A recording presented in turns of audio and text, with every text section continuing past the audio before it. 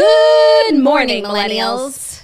Welcome back to the Toast and happy Tuesday. Hope everybody's having a glorious morning, a morning that is glorious. And speaking of glory, it's Jackie O. Speaking of glory, here I am. Hey guys, how you doing? Doing good. Speaking of glory, me. Speaking of glory, it is me. Hi everyone. And Turdy. And Turdy with the glory. No. Speaking of glory, it's Claudia. It's Gloria. Calling Gloria. I have to stop singing on the podcast. We're going to get into that on Friday. On Friday, we're going to get into it. We're going to get into kind of like what's been going down. There's a bit of drama in our lives. No, it's kind of like major. It is kind of major. We haven't even spoken about it. On a personal level. Like one-to-one off email, like 7 lawyers emailing us. And you and I have been communicating via email with our team of litigators. With our team of lawyers, yeah. 7 business deals, 7 attorneys, and we'll talk about it on Friday, okay? Yeah, I don't think it needs to be discussed before Friday. No, it wouldn't be appropriate to discuss it before Friday. Wouldn't be.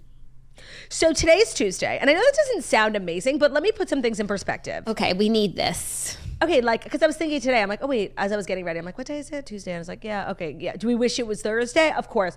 But at least it's not Monday. Like, at least we've already started. Do you know what I mean? Yes, but like, there was excitement on Monday yesterday, and it was, I know we had so much to live for. Week anew, and now we're just in the thick of it. I know, and there's not like a big new Taylor and Travis story that we could like hold on to, that to buoy ourselves to. But the stories actually did come together nicely today. Took a while, but I feel good with where they're at. Okay, I'm excited about that. I have a lot of thoughts. I know 2 of the stories I did, ask to discuss, and one in particular I have a lot of thoughts on, so I can't wait to get to that. Great. Well, we'll get to it soon. Just need to catch up with the swirlies. We recorded Redheads yesterday. So you guys, it's time to become a redhead. Like, stop being an uncultured, uneducated swine. And join the Redheads. We read great books. We just read None of This Is True by Lisa Jewell, which Turdy recommended. So if Turdy liked it and we liked it, like, everybody likes it. You liked it? Yeah. Okay, it was good, right? Yeah, it was super cute. It's like true crime. But by the way, like, how much did you hate that bitch Josie? Like, such a loser. But then also that other girl was like, you're like so easily being taken advantage of. Like, yeah, have you not seen what's going on here? And she led this nut job into her precious life with her precious family. Kids. Oh, sorry, don't want to spoil it. But no, that's really not what it's about. It's not at all. So I'm so glad everyone enjoyed. Love, love, love. Turdy's influencing the redheads while the redheads influence the culture. And yesterday was our 50th episode. Wow. Can you believe that? 50 books. It's amazing. Like, if you just stay with the redheads, like, you will have read 50 books. Right. Just stick with us. Oh, you know what we didn't discuss that I feel like actually would have been a great story? If you have a story you want to swap out. I guess there's one. Moshe posted it on Instagram. They did this big study on the reading habits of Americans based on like age group, gender, race, and how many books people are reading. And I thought it was really interesting. Like, for women, the most popular was like true crime. And if you've read more than, I think, 50 books this year, you're in the top like 0.01% of readers. It was really interesting. But like, most Americans read 1 book in the year. That's what I read. Yeah, barely. But then it was also really interesting to see, like, genres based on like ethnicity or race. It was super interesting. Let me pull it up actually, because there were some key takeaways. Moshe posts so much. I don't know how I'm ever going to find this thing. Take your time, but not too much time. No, I won't take my time. Oh, also, okay, hold on. Reading, we do it every day. We're reading in the evening and even when we play. Oh, here. 46% of Americans did not read any books last year. 5% read more than 1 book. Okay. Wow. That's very little. You guys, we've got to step it up. You guys need to become a redhead. It's time. The This was country interesting. needs to join the redheads. Paper books are 2 times more popular than ebooks. That makes sense. Oh, by the way, I forgot to tell you guys, I left my Kindle on the plane. We saw your Instagram story. We don't feel sorry for you. What the fuck How is are wrong you with leaving me? it on a plane? What do you put it in the pocket in the seat back in front of you? I must. That's disgusting. It's so dumb. Like, and by the way, not even dumb. Gross. I wouldn't want it back after that with the vomit bag. I can't even fathom how I left my Kindle on the plane. I didn't even read on the plane. Like, what was it doing out? Maybe Ben's trying to get you to stop reading. That's on me. I own that one. White readers prefer mystery and crime over other genres. Black readers prefer religion and spirituality. And Hispanic readers prefer history. Young adults favor fantasy, of course. Millennials favor history. And older readers prefer mystery and crime. That's so funny that like this whole like movement of romance and, you know, reading smut and like is like not represented here at all. Well, maybe that's because it's kind of multi-generational, multicultural. No, but it just feels like these books, like the Evelyn Hugos, like they have taken over the world. That they're in the list every week. Yeah, where's the romance representation? And where's like the Taylor Jenkins Reid? Where does she fall into it? So how many books did you read last year? 42. You were in the 94th percentile. I'm in the 99th. Yeah, you. Little old me. I just thought that was so interesting. That is interesting. But it is interesting how like you think book talk has to change the reading landscape, and in a lot of ways it hasn't. And this is not shocking, but ebooks attract the heaviest readers, which makes the most sense. Of course. I thought that was fascinating. I guess we don't need to include it as a story because I just did. Because we just debriefed so we can stick with the 5 that we have. When does Redheads come out tomorrow? I'm standing by the 5. Turdy. How could you ask that? Thursday, sorry. In 2 days? In 2 days, yes. The first Thursday of the month, which this month was on February 1st. So we had to get to step in. We had to get to step in on recording. That's rough. Yeah. But you know what? We turned out always fun to be with the Swirlies. Such a great group. Such a great group of dynamic readers with varied opinions. Dynamic women. Let's talk about, no, let's not. I had a very busy morning, actually. My home is really coming together. Very exciting. I got my couches. I got my drapes.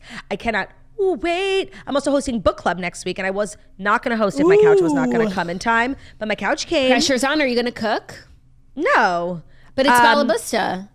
Yeah, no, but I'm going to do like a kosher catering. Like I'm going to really go all out for the girlies. They deserve it. Make it chili. They deserve like good food. They don't deserve whatever crap I can scrounge together. Have Ben cook. I want it to be, and I want my house to be so clean. Like I don't want to have to then like clean the kitchen after I cook. Like I'll be ordering from like a kosher butcher or something. And what are you reading?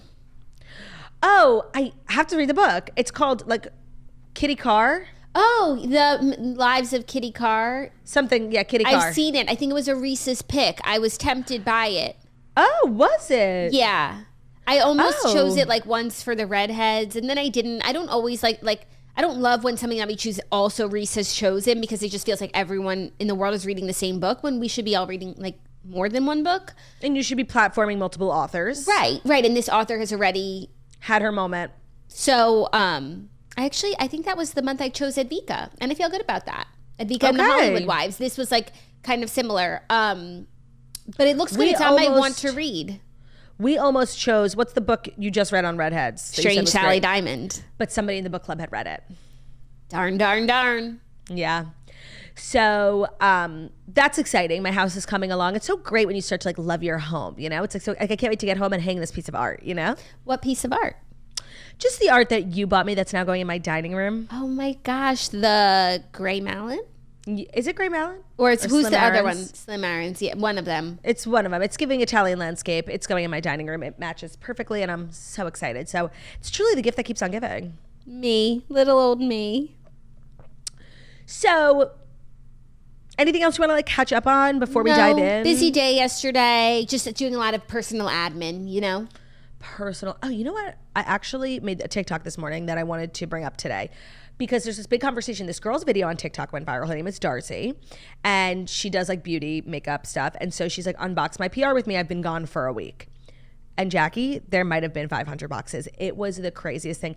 And it really spawned this conversation about like the gifting industry and PR. And, you know, we've been having this conversation on the Toast for many years. No one listens to us, but now on TikTok, everyone's talking about it. So I made a TikTok like giving my 2 cents. And I wanted to know, like, what's your thoughts and experience on like the insane amount of gifting that comes with being an influencer? Obviously, it's like first world problem. This isn't real, but like, what are your thoughts? My thoughts are, when it's good, keep sending it. When it's crap, you can keep it. And you know when it's crap. Like, Jackie, I literally said that in my TikTok. I'm like, at the end of the day, like what most people don't realize, I think a lot of people look at like the gifting thing as like with envy.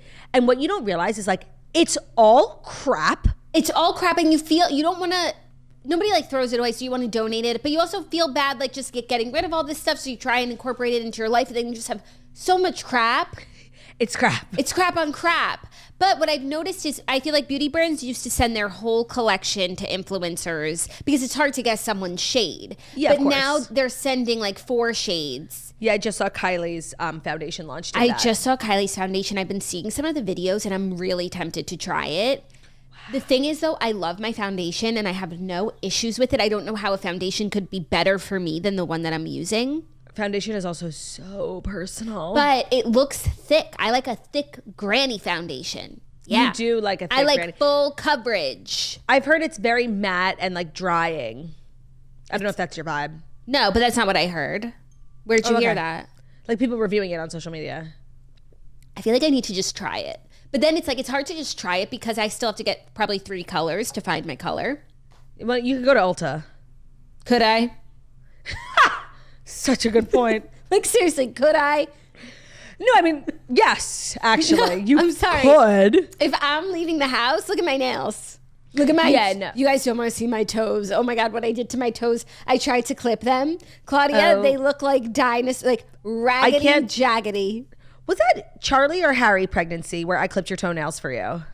I feel like it was Harry. They were scary. Oh, after I gave birth to Harry. Yeah, they were really long. Like we were all just like coming over every day and she was just like had her dogs out.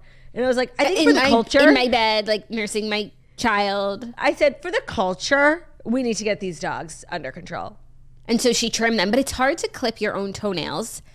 And even not as a pregnant person. Yeah, no, but even like I just clipped my toenails because they were getting too long and I didn't do a good job. And why is it so hard? Oh, you know, I did want to share something, like not to brag, but I did like reach a new personal milestone yesterday. Okay. At the gym.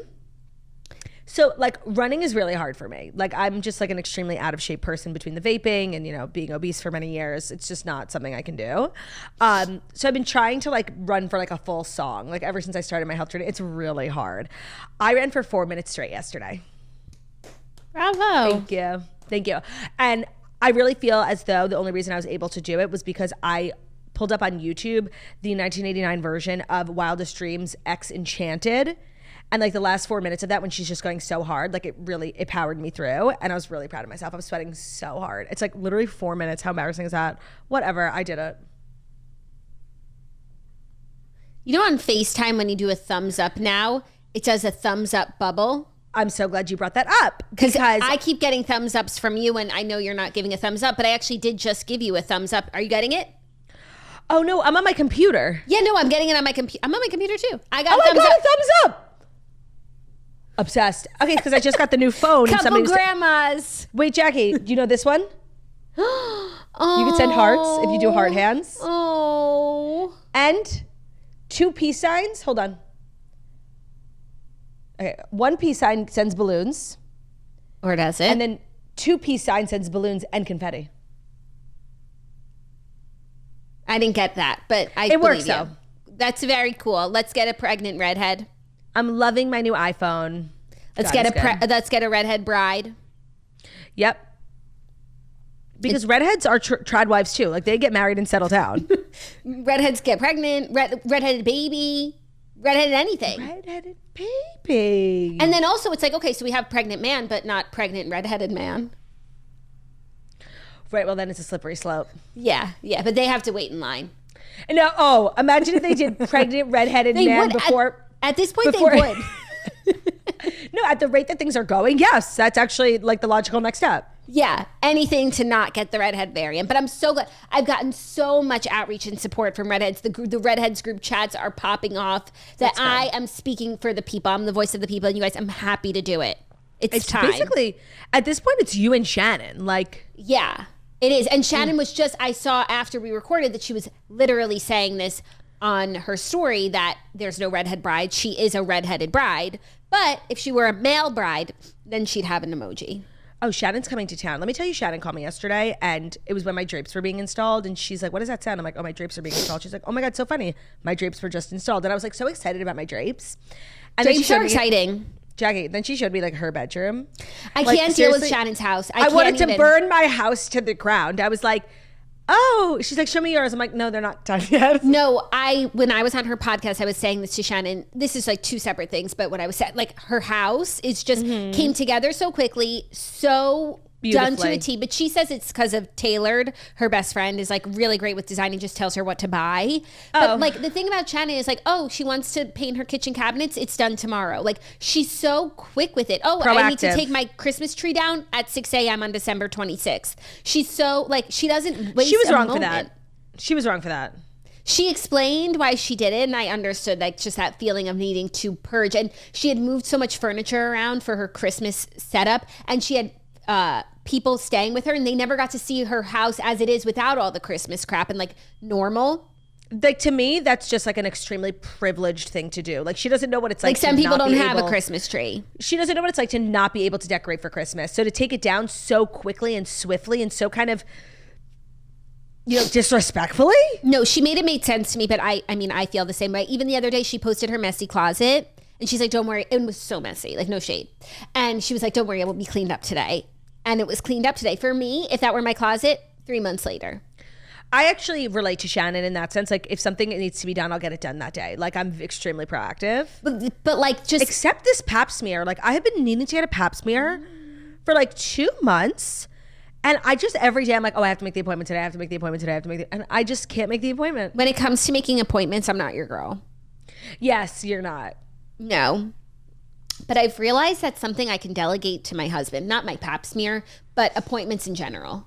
I love that. I love the phase of growing up where you realize like our husbands like can help us. Like they should take stuff off our plates. And the thing is, our husbands love talking on the phone. Love. And it's my weakness in life. Yep. And so I think that's a perfect situation where this is now your responsibility. Love. Yeah. Love. Okay. So I feel as though we've dilly-dallied long enough. Yeah. I mean, you know us. We could always further dilly. We could wax poetic. We could dilly further and dally further. We could always dally further. I don't know about dilly. But she is so lost. Without further dilly-dallying, here are the Fast 5 stories that you need to know. And major news is that the Fast 5 stories are brought to you by McDonald's. That's right. We have reached elite level of podcasting. McDonald's is today's sponsor. As toasters, you guys know, we are truly wholeheartedly obsessed and in love with McDonald's. I think we talk about McDonald's at least once a week on the toast. Is there anything better than getting home from a late night and having McDonald's, taking a long road trip with your gal pals and just cruising on through the drive-thru? No, there's literally nothing better. Also, if you're just a busy on-the-go person, kids, mouths to feed, yourself included, McDonald's is so great. It's just fabulous.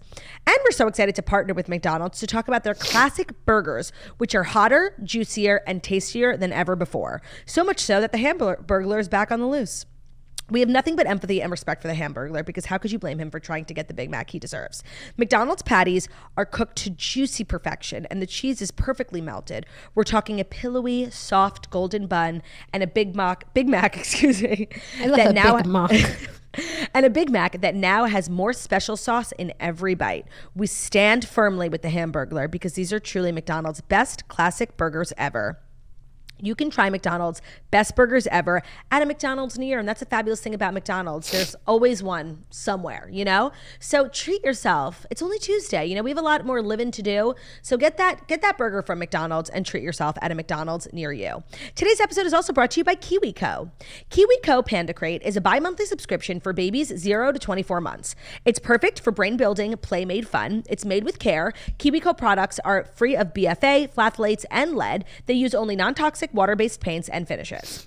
So KiwiCo is a fabulous thing to get for your kids. I feel like what I've learned by being a full-time auntie, stay-at-home auntie, is it is hard to keep these kids engaged. It is hard to find toys that will keep them busy, but also intellectually stimulated. You don't want to just like pop them in front of a screen for hours. So KiwiCo is science-backed, safe play. When it comes to babies' playtime, trust matters, and KiwiCo goes above and beyond. They're designed in partnership with experts at the Seattle Children's Hospital. They're not only safe and high quality, but they're also age-appropriate and supportive of your baby's growth.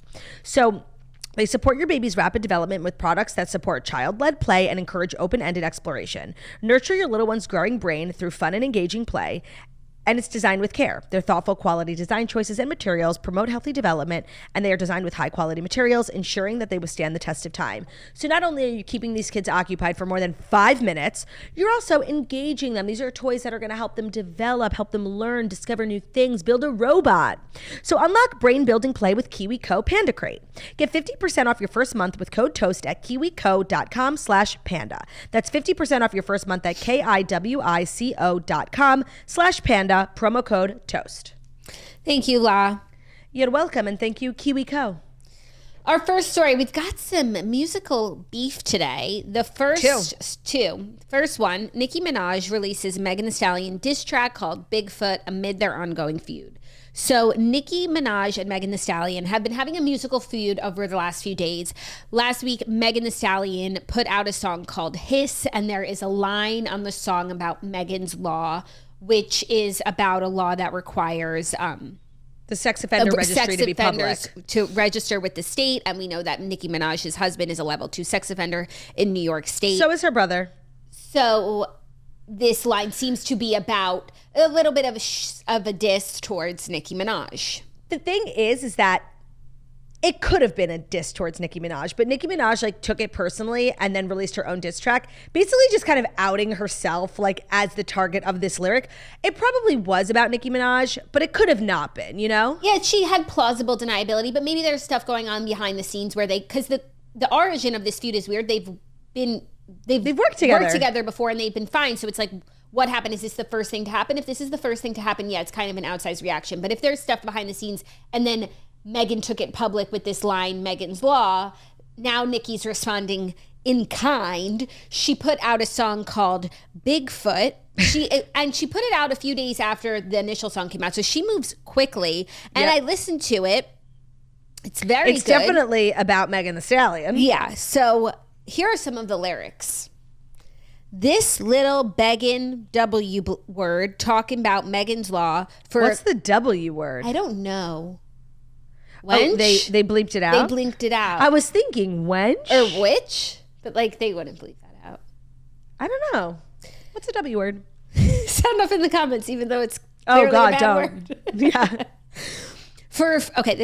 Here's the rhyme. This lil begging W talking about this lil begging W talking about Megan's Law for a free beat. You could hit Megan raw. Ooh. If you a ghost writer, party in Megan jaw. Wait, if you a ghost writer, party in Megan's jaw? I get it. I think. Like blowjob. Yeah. Okay. I think.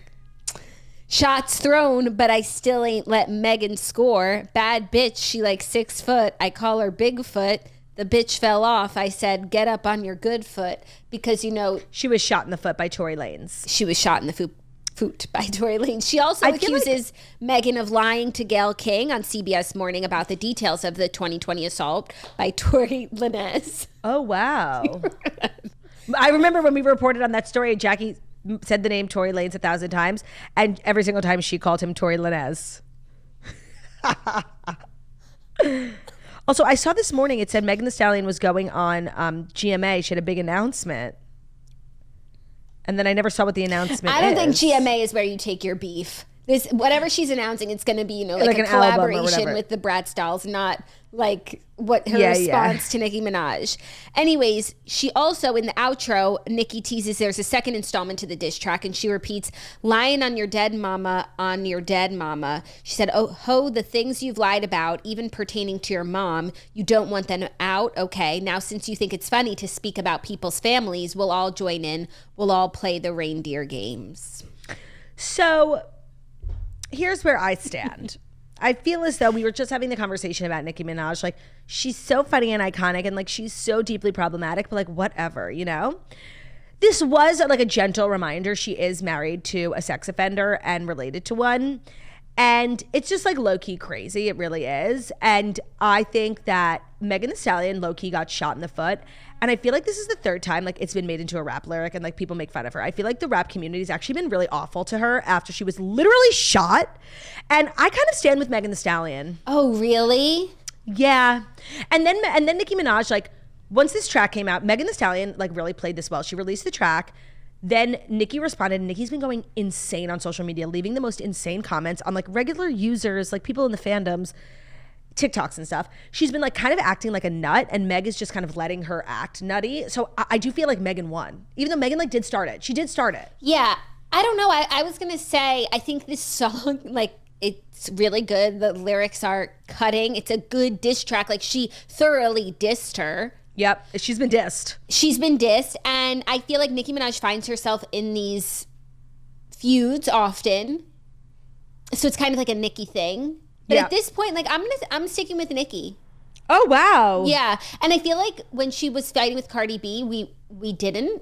But we now didn't. it's No, like, where's Cardi B? I stood firmly with Cardi B. Right. Because I felt as though like Nicki really couldn't handle not being the only female rapper, and she should have been more supportive, even though that's so much easier said than done, by the way. Like, I honestly kind of stand with Nicki on that. No, I mean, who knows? Where is Cardi B? That's a good call. Who knows what the beef is? I just think time and time again, like, Nicki, she's hysterical. Her music is great. Like, the fact that she wrote this seriously dissful track. It's extremely dissful. It's extremely dissful. In a matter of days, like, she's the queen. She's the queen for a reason. She's a supreme talent. I don't think anyone's going to argue that. Like, her personal life is a little chaotic. Yeah. When we're talking about this, like, I just have to take that out of it because, of course, she loses every time if we're. Okay. By the way, you have to say that. Yeah. No, sorry. Like, you're taking the sex offender thing out of the equation, even though it's like a major part. I know it's hard to like just take out of the equation, but if we put it on the table, there's nothing else to talk about.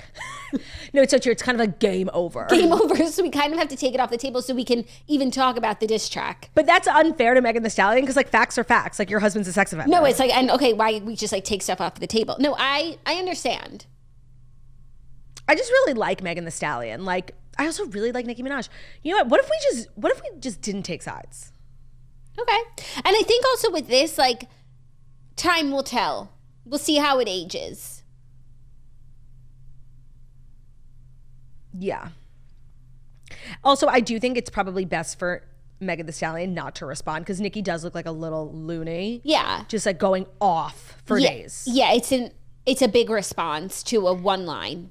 Yeah, she just really also just outed herself in responding. For sure, but Nikki's not like coy like that. Like, oh, maybe if I don't say anything, like no one will notice that it's about me. That it's my husband's a sex offender, yeah. You know, she's not like trying to hide. Yeah, that's true. She's like, what'd you say? Say it again. Say it to my face.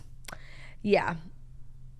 Like, this just could never be me. I'm so averse to confrontation, especially publicly. Like, I feel like we're really not, and maybe this is to our detriment because this is like a huge part of being like a podcaster and just like an internet person is like having beef. It is, but then everyone who has beef, they like talk a big talk, and then the second the other person hears it, they're like, I'm sorry, I didn't mean it like that. It's so true. But like, should we start some beef like for our careers? I think we need to have beef with Tana Mojo. No. I actually I really like her. Yeah, me too. And I also like her co-host. She has a podcast too.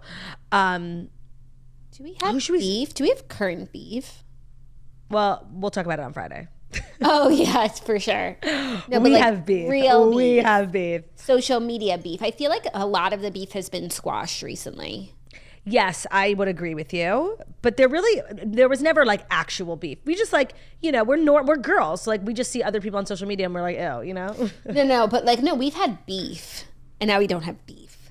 Who are you talking? Oh, yeah. Oh, you know what? Actually, yeah. The beef has been squashed. No. Okay.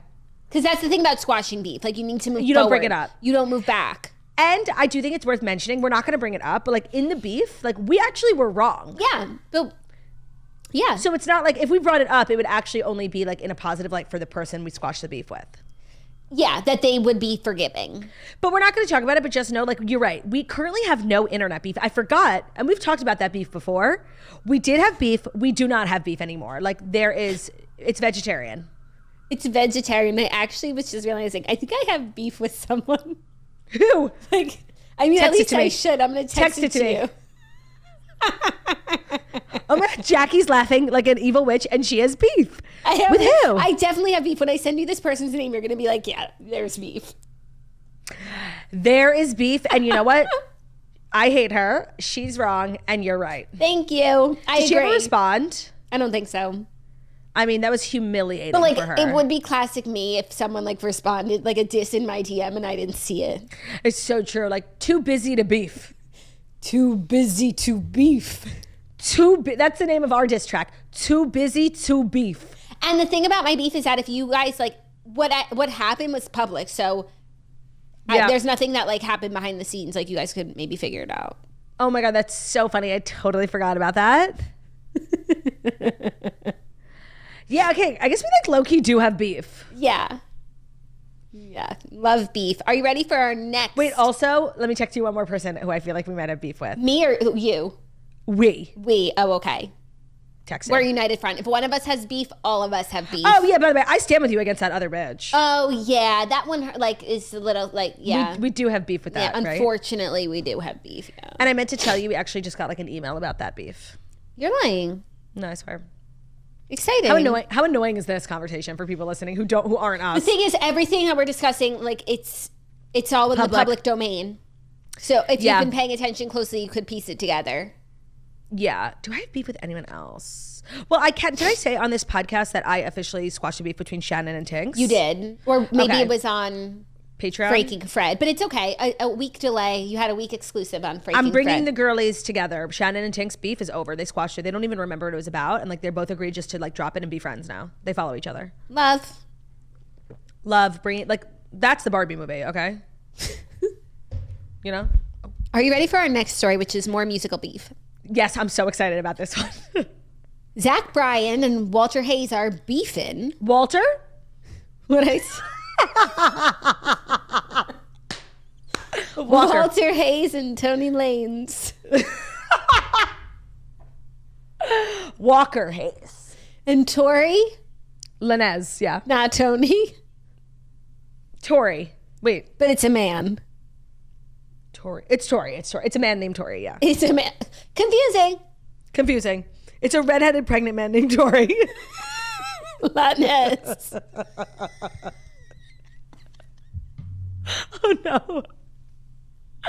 Oh no. Okay, back to the story. Oh my God. Tori Lanez. Tori Lanez will never know. It's like Maj Disheartened. Like it's so funny.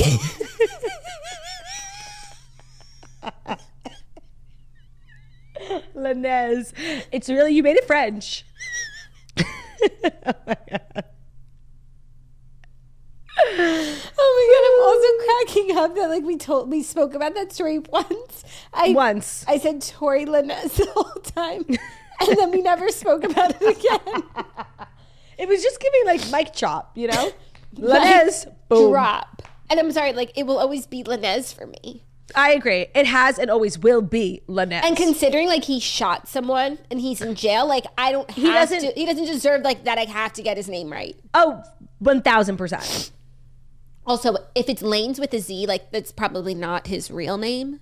Right. It's Lanez. So it's Lanez. Anyways, Walker Hayes and Zach Bryan are beefing because Zach Bryan woke up one day and decided to be a little rude. Okay. And he tweeted. Yes, however, he woke up and decided to be rude, but also to tell a hard truth. I'm sorry. Yeah, no, but at the expense of someone. Yeah. And he said, imagine being radio, whoever the hell that is, hearing Shake the Frost by Tyler Childers and being like, no, let's go with the Applebee's song, which is a reference to the Walker Hayes song called Fancy Like, which was huge on TikTok. And then there's a line about Applebee's. So it's clearly about that song. Right. If people don't know like the context in country, Tyler Childers is kind of this like more outskirts. He's very not like pop mainstream country. He's very folksy, but he's a really big following. And he has one of his biggest songs called Shake the Frost. It's like he's very deep, very country. Like it's kind of poetic. And the Applebee's song was like the #1 song on country radio for like 3 months. And it goes like this. Yeah, we fancy like Applebee's on a date night. Got that bourbon streak steak with the Oreo shake and some whipped cream and a top too. Like it was played everywhere. You definitely know the song. It was played everywhere. Yeah, we all know it. Nonstop for probably 3 months. And it was some of the worst months of my life, like for real. So I actually, in its essence, I agree with his point. Yeah. But in order to raise up one artist, he had to throw another artist under the bus, even though he was really trying to make a commentary about like radio in general. Culture, yeah. And instead, like he besmirched Walker Hayes' name, and Walker Hayes is fighting back. So he responded to the tweet. At first, he just responded with another tweet, and it was very mature. What did it say? I can't find it. It was just like, different strokes, very, very mature, very, bigger person. Let me find it. I can tell you exactly what it was. Yeah, because then after that, he did a little more.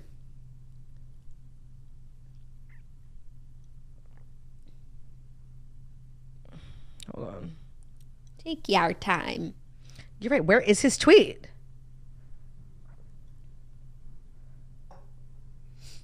Oh, Walker Hayes then responded, "Big shout out to radio for that Applebee's song. Zach and Tyler, praying y'all's continued success."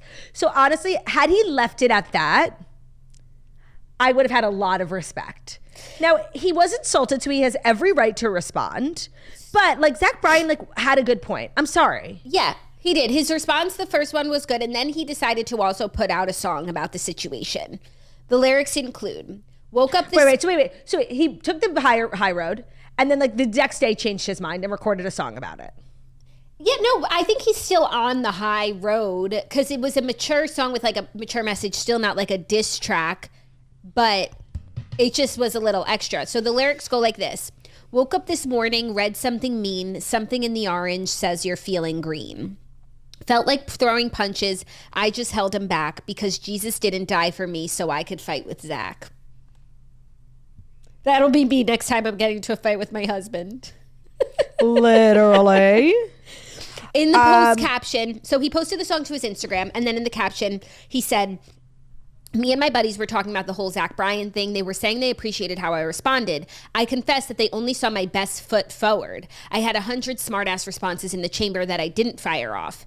Then we got to talking about people in general, why we get insecure, etc. Mostly about how artists size each other up, compare and talk trash. It's obviously our natural human tendency to be a little butthurt by anyone else's success. Then we wondered about that. Why on earth we would do that as songwriters, knowing that 0.001% of us are actually making it in this biz. It took me 18 years to feed my kids with music, and I'll still knock something I hear on the radio because I didn't write it. So we tried our best to put it all in a twanger, and this is what we got. I hope it makes y'all talk about stuff that matters. So mature, we love, yeah. But I feel as though I'm annoyed that Zach Bryan comes off as the villain here, because I think his point needs to be spoken about. What is it with country radio? Also just radio in general, how the worst songs become the most popular. What is that?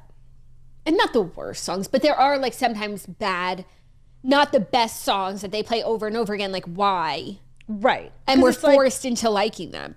Mm-hmm. But I feel Fancy went viral on TikTok, not on radio. And they started playing it on the radio because it was so big on TikTok.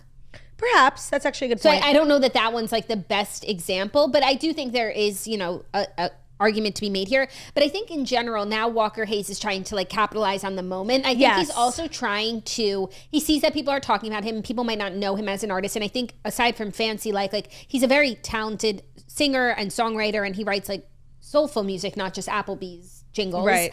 And he's trying to use this moment to show everyone what a talented artist he is. He wrote this song, overnight? And if you listen to it, he sounds amazing. So I think he's trying to use a moment to be I'm not just the Fancy guy. Because I'm sure part of him is Fancy isn't my best song either. Why is radio playing it? By the way, I think that happens with a lot of singers. They resent that one song because it's not emblematic of who they are and what they're capable of. Yeah. I've been using the word emblematic so much. It's such a great word. I feel it's emblematic of how great that word is. Yeah. But also, I do think it's a little bit of a miss in Walker Hayes' caption for him to be jealous of someone's, Zach Bryan's not jealous. No, I don't think so either. I just really like Walker Hayes. We've interviewed him a few times at the CMAs. He's a really nice person. Sweetie. He's sober. He's a dad. He's really got a good head on his shoulders. Sweetie. Yeah. And I like what he said. It took him 18 years to feed his kids through his music. He's not going to be knocking whatever song it is, the song to be the song to do that. Say song So again. True. Zach Bryan then did like post another tweet being like, I didn't mean like to like bring down someone. I was just trying to make a point. For sure, but you did bring someone down, and they're down. And they're gonna pick themselves up. Yeah. And like, I feel like, why you gotta be Walker? Why you gotta be so rude? It could have been anyone, but I just feel like Walker, really, like, he's not the biggest artist. Like, maybe go after like a Luke Bryan song that stings. It's such a good point. Like all those like OG country guys, like Luke Bryan, Jason Aldean, like their music sucks. No, their music doesn't suck, but like they definitely have a corny song that's on the radio. Go after that. Sunrise, what about the Bumblebee sunburn, song of Blake Shelton? Sunset, repeat. Like that's the worst song on the planet. Right, like go after one of them, not the one song Walker hates on the radio. But the thing is, when Zach Bryan, so true. When Zach Bryan woke up and decided to fire off his fire point, he wasn't thinking about this. He was just like, I'm making a fire point. No, so true. He wasn't thinking, how will this affect Walker's day? Wait, he wasn't thinking, what about Walker? No, he wasn't. Right. And that's, I guess, therein lies the issue. He wasn't thinking about Walker, but like, he doesn't need to be thinking about Walker. He's just a person trying to say something. Aren't we all just people trying to say something? Every damn day, la turd. Every damn day. So I'm gonna issue a truce here. Yeah, like let's kind of do what we did with Shannon and Tinks, you know? Just, you guys, it wasn't meant to be personal. It's not like Megan's Law. Right. It's not like Mr. Lanez. Also, at the end of the day, like this is a moment for Walker Hayes, which he really hasn't had, so. Yeah. And it's a great way for him to showcase like his talent. Right. I think it's fine. I think it's fine too. Are you ready for our next story? What number is it? Number 3. Yes. And something that's like kind of not fine. Oh no. Nikki and Brie Garcia, formerly Bella, are shocked and disheartened by WWE sexual assault and trafficking claims. Excuse me? Okay, so the sisters who were previously part of the WWE under the stage name the Bella Twins left the company last year, and they had to change their name because the company owned the Bella name. So now they're the Garcia Twins. You knew that. We talked about that. I did know that, but like they will always be the Bella Twins. Yeah, but so it's like X, formerly Twitter, Garcia, formerly Bella. They shared a joint statement. Toast, formerly Breath. Toast, formerly Breath. They shared a statement on their respective Instagram accounts about the recent allegations of sexual assault against the company, along with its co-founder, Vince McMahon, and WWE executive John... Jackie. Just let it go. McMahon. Next one. He's literally so famous. Vince Claudia, McMahon. the next one's coming up. It's going to be worse. Okay. And WWE executive John Laurinaitis, who's their stepdad. Who's stepdad? The Bella sisters, you know, their mom married that WWE executive. Oh, I didn't know that. You did. You watched Bella's show. I don't think I did, actually. Who am I talking to? No, like you were obsessed with like Total Diva, like Bella. No, I never watched. I never watched Total Divas. I only like just casually fell into the Bellas one day. I never watched. Oh my gosh. Okay. Well, their mom was married to a WWE executive, or is married. John, they call him John. Okay. Just And leave it at John L. A former employee is accusing Vince and John of sexual assault, physical and emotional abuse. Well, they're two separate things, but this the former employee filed a lawsuit claiming that she experienced physical and emotional abuse, sexual assault, and trafficking while working at the company. Among her claims in the court docs, she alleged that Vince pushed her for a physical relationship in exchange for her employment at the WWE, and that he had recruited John to have sexual relations with her as well. Is that what makes it human trafficking? Yeah. And then so they put out a statement, and that's their stepdad, saying, "We are shocked and disheartened with the recent allegations against members of the WWE. It has been a lot to process since we found out this past week, just as you all did. This is something we don't stand for or condone from anyone, no matter who they are. We want all women to feel safe and supported in the workplace and in their everyday lives." Damn. Yeah. Yikes. And it's also crazy how even though they're no longer in the WWE and they don't even have their name because of it, like they're still kind of the face and they have to... No, it sucks. Like the WWE like literally took their name. Yeah. But they still are like having to answer for the sins of the WWE. Yeah. I don't believe in this like culture where like everyone connected to everything like has to talk on everything. It is their stepdad, but like they're not affiliated with this company anymore. I guess they are like the biggest women to come out of the WWE, so it's like a nice thing for them to stand in solidarity. Yeah. But this like... And I'm sure they do stand, you know, like... Of course. Well, no, I don't think they're for human trafficking. Yeah, it's just kind of like it's an obvious statement. Right. No, like statement culture, I'm not like a huge fan of. And like the instances where people actually like should speak out, they don't. So it's like always unnecessary statements. Like I didn't think the Bella twins were involved in human trafficking, you know? Yeah. Or that it was something that they advocated for. Well, I'm not in their DMs or comments, so I don't know how many, like if people were calling for this. And so if it was like in response to that. Sending them the link being like, yikes, Bella twins, really hope you say something. Yeah. Or if they just felt compelled to say something. Yeah. But saying it's definitely something. Awkward. That's like their mom's boyfriend, husband.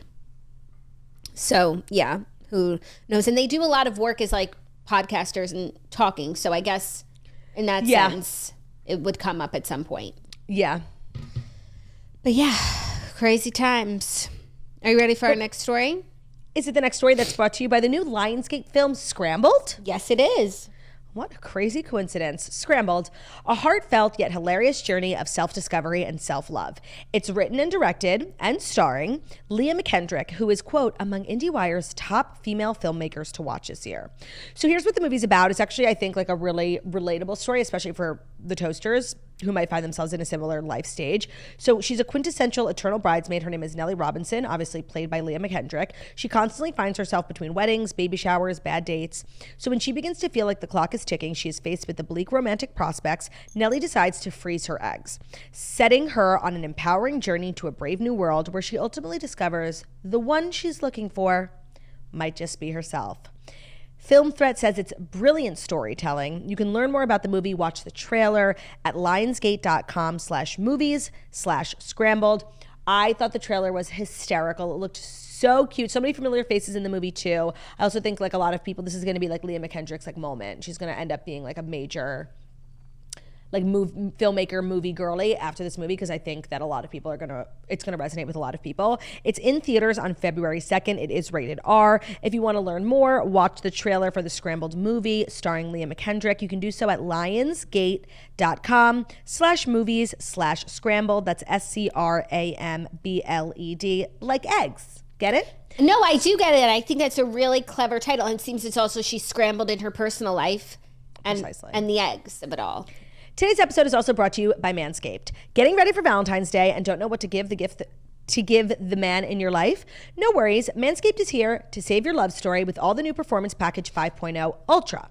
Snag 20% off and free shipping with code TOAST at checkout. It is the ultimate gift to elevate his grooming game and keep the romance alive all year round. So Manscaped is a great gift for the man in your life for Valentine's Day. One, because it's just like a good gift, but also because like it serves you as well. You know, it's like your man gross. Does he have nose hair? Does he have ear hair? Could he trim the pubes a little bit? Manscaped, a gift for you, but a gift for him. So the Lawnmower 5.0 it's an electric trimmer that features skin-safe technology, which will guard his sensitive areas against any grooming mishaps. The Performance Package 5.0 comes with a bunch of really fabulous products, like the refined cologne, the Beard Hedger Pro Kit, which designs to shape his scruff effortlessly. It'll sculpt cheek lines, maintain beard styles, and it'll seamlessly handle even a thicker beard. It is a perfect tool for a polished, date-ready appearance. So the Performance Package just comes with everything you could possibly need. It's like the perfect gift. It comes with multiple things inside. It's just one thing. Perfect. And we've got a code. You can get 20% off and free shipping with code TOAST at manscaped.com. That's 20% off with free shipping at manscaped.com when you use code TOAST. Here's to keeping the romance alive, one smooth move at a time. Thank you, Lass. Incredibly smooth.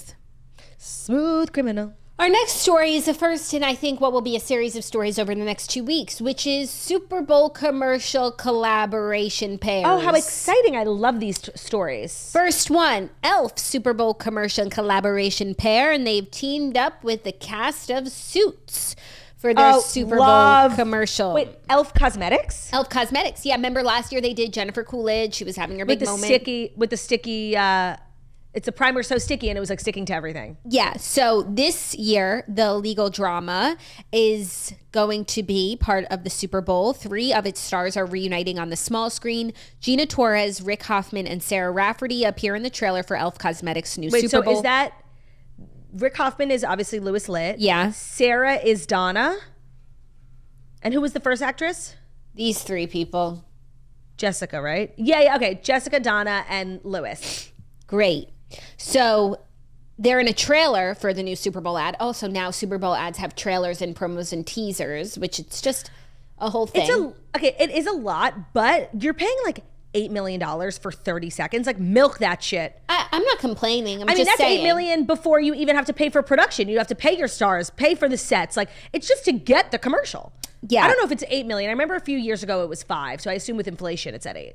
Yeah, the ad will promote the brand's top-selling product of 2023, which is the Halo Glow Liquid Filter Complexion Bluster. That's interesting. Like, e.l.f. is such an interesting company because they're probably the best drugstore brand of makeup. Like, they've really cornered the drugstore market, whereas like their products are sometimes better than like stuff from Sephora and Ulta, but their whole kind of brand ethos is they like steal other things. So the Halo Glow is a $5 version of the Charlotte Tilbury Hollywood Flawless Filter. The packaging looks exactly the same. It's the exact same thing. So it's kind of crazy that like they have a commercial and Charlotte Tilbury doesn't, you know? Yeah. Crazy. And then there's a bunch of other celebs and personalities who are like summoned to court and appear in the ad as well. Oh, wow. So they're going all out. Yeah. I mean, I wonder how much money like e.l.f. makes. Because when you think about like the brands that do Super Bowl commercials, it's the biggest. It's like the PepsiCo companies, Frito-Lay. Like, it's Dorito, it's soda, and that's why every year there's like randomly like a new brand. Like, remember last year was the Farmer's Dog? Yeah. And we were like, oh, good for them. Like a Toast sponsor getting a Super Bowl commercial. There was also Oatly. Yeah. I feel like they like I read a story about Oatly, like how all their milk is like poisonous or something. Or they went bankrupt, something like that. Something like that. But those milks that are not milk that's like a real milk could go either way. You know, there's always like things that come out. I think like Silk turned out to be really bad. Did they? Soy milk controversy. I'm not finding. What was the Oatly story? Whatever. Also, when I was looking, Oatly is now going to be having desserts at Carvel. That's pretty smart, actually. Keep Carvel, like Carvel. Dairy free. No, like an option. Keep Carvel. Unfortunately, Carvel like is a dying brand, so they do need to do like annoying modern things, and Oatly like is a good collab. Sick, I agree. And that's what's wrong, like with culture. Like, some things can't remain agreed as they are, and I actually think that's a great segue into our fifth and final story, which is a push into the future. And I want to get Turdy's take. Okay. Because Elon Musk says that the human patient is recovering well after a Neuralink implanted their brain chip. So Neuralink is one of Elon's company where they're working on like brain chips where they implant them into the human and then they can communicate with human brain. No, it's like you can control a computer with your brain. That's the thing. Yeah. So up until now they had been using like pigs and animal testing, but they just did a human patient for the first time.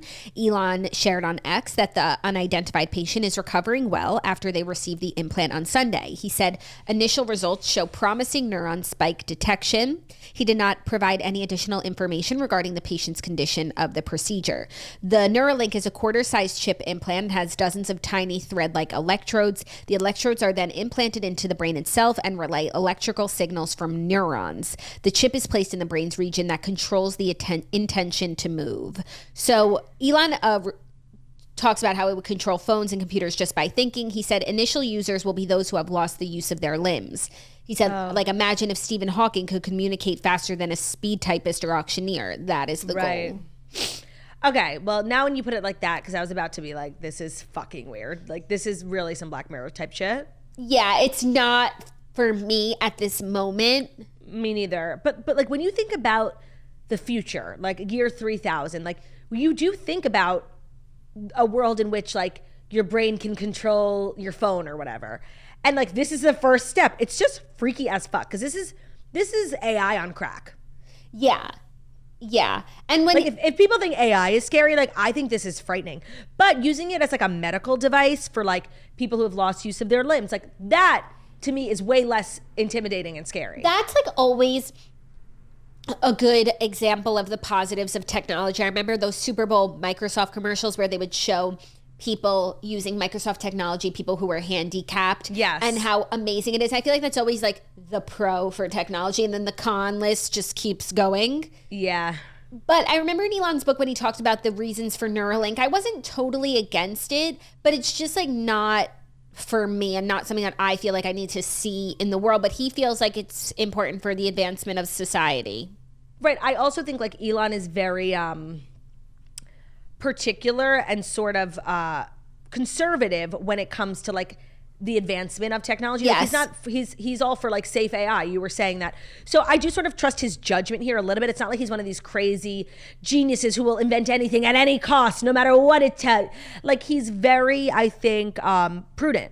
Yeah, I agree. So I do think he's the right person to be doing something like this, and I do trust him because he is conservative and he doesn't like just want to build robots and machines that are just going to take over the world for the sake of it. Because and then he like can. that chip could just like take over your brain and you're just like a zombie robot doing whatever chip says. Right. Like he's probably building chips so that someone else doesn't build it first and create a chip like that.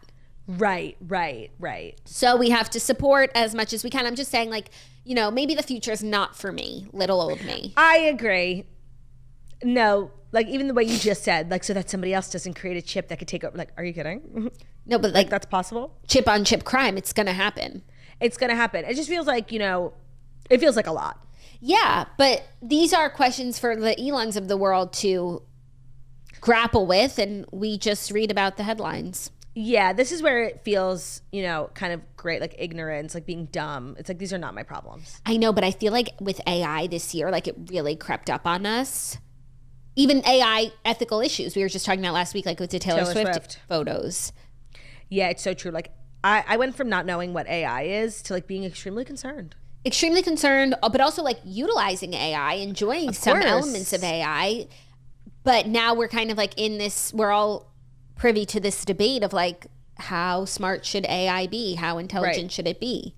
Yeah. And like, should there be litigation around AI and like laws? And there probably should. But even in the software of it, in the coding of it, that's where like the Elons come in and they like decide before it gets to that point of like what AI's limitation should be. Right. Damn. These are big questions we're dealing with here today. Big questions. Big. Huge. So that's our show. And what's so exciting is the next time you hear from us, it'll be Wednesday. And like we can just kind of breathe the sigh of relief that we're pretty much halfway through the week. We can hump our way through the week. So just keep that in mind. Keep your chins up today, girls. Like you'll be okay. You'll get through it. We love you dearly. Thank you so much for listening to the Toast and Monday Morning Show, where we deliver the fast 5 stories that you need to know every Monday through Friday on YouTube. So if you're watching us on YouTube, please feel free to subscribe and give this video a thumbs up. We're also available as a podcast and where podcasts can be found on Spotify, iTunes, Stitcher, Public Radio, everybody gets talented we are. Love ya. Bye. Love ya. Bye.